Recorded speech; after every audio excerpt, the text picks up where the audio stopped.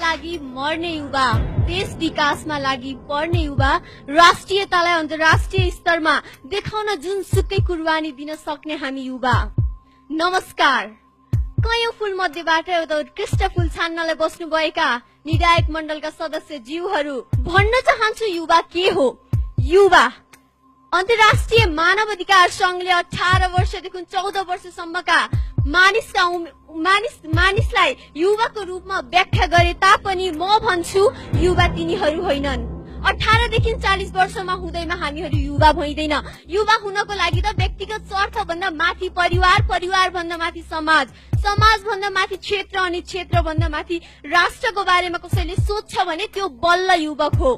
राष्ट्रियता, अन्तर्राष्ट्रिय कानूनले राष्ट्रियतालाई कुन रूपमा व्याख्या गरेको छ भने राष्ट्रियता त त्यो हो जहाँ एउटा राज्यले आफ्नो देशको नागरिकहरूको सेवा सुरक्षा दिन्छ अरू राज्यबाट, अनि त्यस देशका नागरिकले सम्मान गर्छन् त्यस देशले बनाएको नीति नियमको। त्यही हो राष्ट्रियता। कुनै महान विद्वानले भनेका छन् the main hope of a nation lies in its youth education. कुनै पनि देश विकासको मुख्य आधार भनेको त्यस देशका युवा वर्गको शिक्षा हो रे। त्यसैले म जान चाहन्छु त्यहाँ। म त्यहाँ गएर सेटल हुन चाहन्न। मलाई त्यहाँ गएर बस्नुमा, त्यहाँ गएर काम गर्नुमा कुनै दुखाइ छैन, तर मानिसहरू त्यही गएर सेटल हुन्छन्। त्यो कुराले मेरो चित्त दुखाउँछ।